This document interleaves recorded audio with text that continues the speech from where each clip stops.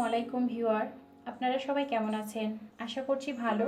আমিও আলহামদুলিল্লাহ ভালো আছি। আজকে আবারও নতুন একটা রেসিপি নিয়ে হাজির হলাম। সেটা হচ্ছে খুলনা অঞ্চলের ঐতিহ্যবাহী চুই ঝাল এবং আস্ত রসুন দিয়ে রাজহাঁসের মাংস ভুনা এই রেসিপিটি। আর এখানে আমি রাজহাঁস নিয়েছি 1 কেজি থেকে কিছুটা বেশি পরিমাণ, যেহেতু রাজহাঁসটা অনেকটা বড় ছিল সেখান থেকে আন্দাজ করে আমি মাংসটা নিয়েছি। তো সেখানে 1 কেজি থেকে কিছুটা এটা বেশি হবে। সেই সাথে পেঁয়াজ কুচি নিয়েছি 1 কাপ পরিমাণ এবং রান্নার জন্য সরিষার তেল নেব 1/2 কাপ পরিমাণ।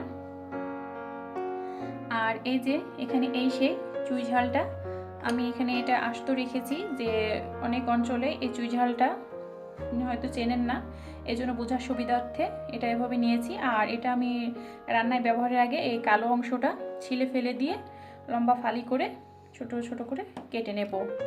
আর এই চুই ঝালটা অন্যান্য মশলার মতোই ব্যবহার করা হয়। এটার নাম ঝাল হলেও এটা সেই রকম ঝাল না, যদি মুখে দিয়ে চিবালে সেটা তখন ঝাল লাগে, একটা সুন্দর একটা ফ্লেভারের সাথে ঝাল লাগে এই আর কি। সেই সাথে 4টা আস্ত রসুন নিয়েছি এবং রসুনের গাটা এভাবে খোসাগুলো উপরের খোসাটা ছিলে ফেলাই দিয়েছি। সেই সাথে লবণ নিয়েছি পরিমাণ মতো, হলুদ গুঁড়া 1 টেবিল চামচ, মরিচের গুঁড়া 1 টেবিল চামচ, ধনিয়া গুঁড়া 1 টেবিল চামচ, জিরা গুঁড়া 1 টেবিল চামচ, আদা রসুন বাটা 3 টেবিল চামচ, 2টো বড় তেজপাতাকে মাছ থেকে অর্ধেকটা টুকরো করে নিয়েছি। আর রাজহাঁসের মাংসতে একটু মশলার পরিমাণ বেশিই লাগে, আমি সেই অনুপাতে নিয়েছি। এবং এখানে টক দই নিয়েছি 3 টেবিল চামচ, যেহেতু রাজহাঁসের মাংসটা সিদ্ধ হতে একটু সময় লাগে, এজন্য টক দইটা দিলে তাড়াতাড়ি সিদ্ধ আসবে। 5টা এলাচ, 5টা লবঙ্গ, ছোট ছোট আকারে 5টা দারুচিনি টুকরো নিয়েছি এবং 1 চা চামচ গরম মশলা গুঁড়া, 1 চা চামচ জিরা গুঁড়া এবং ফ্লেভারের জন্য 5টা কাঁচামরিচ নিয়েছি। প্রথমে আমি মাংসটার সাথে কিছুটা লবণ এবং টক দই দিয়ে এটাকে ম্যারিনেট করে রেখে দেব প্রায় 20 মিনিট মতো। আর একটু বেশি রাখলে ভালো হয়, তবে আমি এখন 20 মিনিটের মতোই রাখবো, দিয়ে আমি এটাকে রান্না করতে চলে যাব। প্রথমে আমি চুলাটা অন করে একটা প্যান বসিয়ে দিয়েছি, তাতে আমি 1/2 কাপ সরিষার তেল দিয়ে দিয়েছি। এখন তার মধ্যে গরম মশলাটা দেব। গরম মশলাটা একটু নেড়ে চেড়ে এর মধ্যে পেঁয়াজ কুচিটা দিয়ে দেব।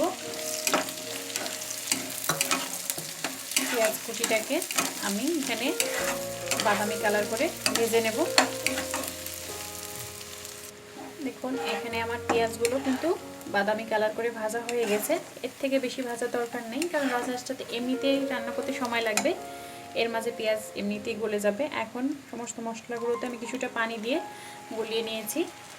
আর এই পানি দিয়ে গলিয়ে নিলে পরে হয় যেটা, যে শুকনো মশলাগুলো অনেকটা বাটা মশলার মতো একটা স্বাদ আসে, মশলাটা তেলে দিতে পুড়ে যায় না, টেস্টটা অনেক ভালো আসে। এখন আমি এটাকে ভালো মতো কষিয়ে নেব।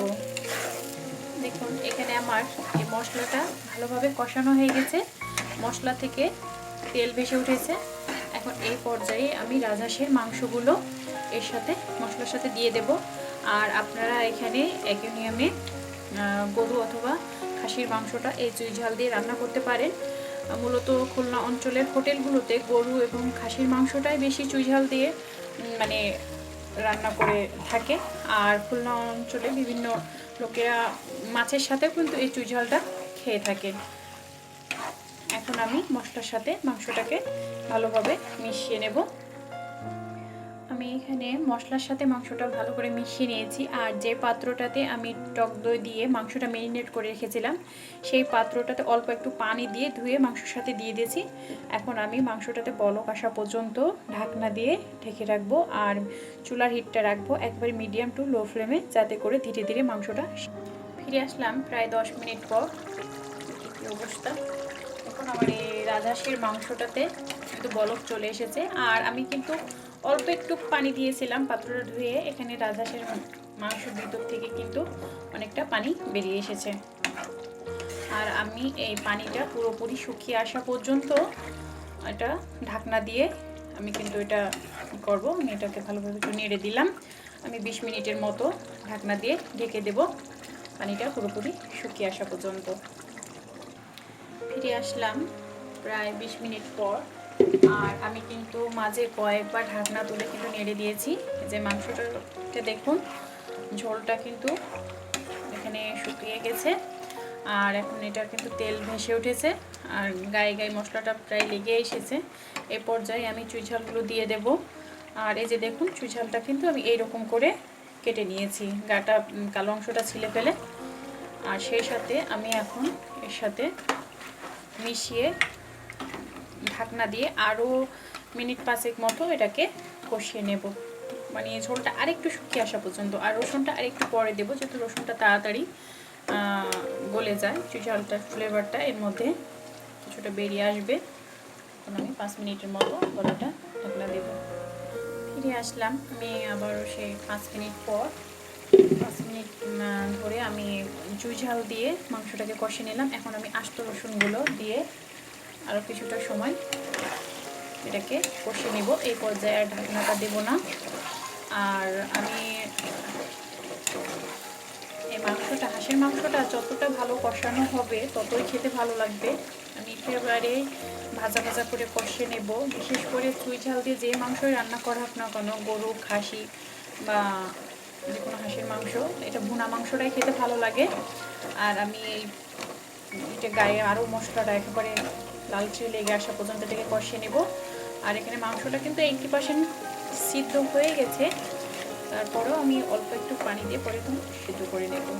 এখন ঢাকনা ছাড়াই আমি এটাকে কষিয়ে নেব। এখন আবার ফিরে আসলাম। মাংসটার কালারটা দেখুন, একেবারে গাটা কিন্তু লালচে হয়ে একেবারে ভাজা ভাজা হয়ে গেছে। আর এই যে তেলটা কি সুন্দর ছেড়ে এসেছে, মশলাটা একেবারে মাংসের কষে কষে কিন্তু প্রবেশ করে গেছে। রসুনটা দিয়েও কিন্তু কষানো হয়ে গেছে। আর আমি এখন মাংসটাকে একেবারে নরম করে সিদ্ধ করে নেওয়ার জন্য আমি পাশের চুলায় পানি গরম করতে দিয়েছিলাম। এখান থেকে আমি 2 কাপ পরিমাণ, প্রায় 1.5 কাপ পরিমাণ মতো পানিটা দেবো, যেহেতু মাংসটা আমার সিদ্ধ হয়ে গেছে। আর আমি এখানে ভুনা মাংস রান্না করব। আর আপনারা কিন্তু এটা একবার হলো ট্রাই করে দেখবেন, এটা খুবই ভালো লাগে। এটা গরু বা খাসি দিয়েও করা যায়। আর এই যে এই কষানোর সময়টাতে যে চুই ঝাল আর আস্ত রসুন থেকে যে কি সুন্দর একটা ঘ্রাণ ছড়াচ্ছে, আপনারা ট্রাই না করলে বুঝতে পারবেন না যে এটা কতটা ভালো লাগে। আর এখন আমি আর এর থেকে বেশি পানি দেব না। এখন আমি ঝোলটাকে পুরোপুরি সিদ্ধ হয়ে আসা পর্যন্ত আমি এটাকে পুরোপুরি কমিয়ে ফেলবো। জাল দিয়ে মিডিয়াম আছে। ফিরে আসলাম প্রায় 10 মিনিট পর।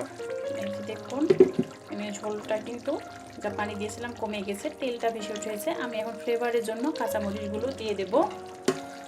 দিয়ে আমি ঝোলটা একেবারে পুরোপুরি শুকিয়ে আসা পর্যন্ত অপেক্ষা করব। যেহেতু এখানে আমি রাজহাঁসের মাংসটা একেবারে ভুনা করব, কোনো প্রকারের ঝোল রাখবো না।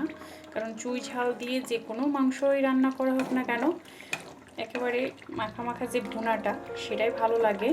হোটেলগুলোতেও কিন্তু সেইভাবে করা হয়ে থাকে, মশলাটা একেবারে মাংসের সাথে লেগে থাকে আর তেলটা আলাদা হয়ে থাকে, কোনো প্রকার ঝোল থাকে না।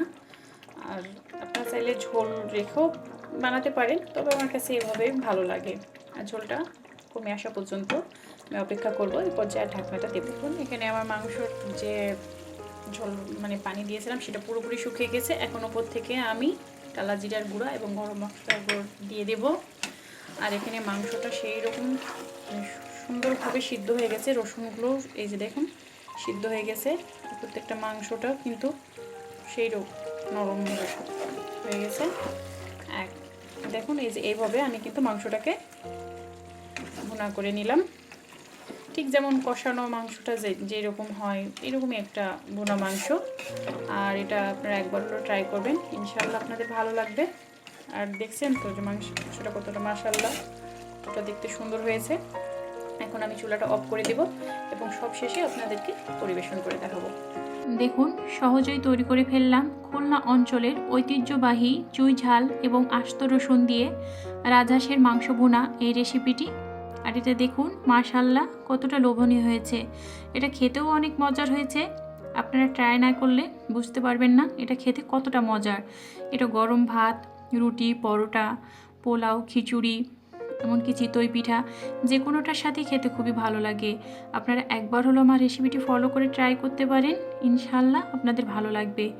আর আমার রেসিপিটি যদি ভালো লেগে থাকে আমাকে কমেন্ট করে জানাবেন এবং একটি লাইক দেবেন। আর আমার চ্যানেলটি যদি সাবস্ক্রাইব করা না থাকে সাবস্ক্রাইব করে দেবেন এবং পাশে থাকা বেল আইকনটি ক্লিক করে দেবেন।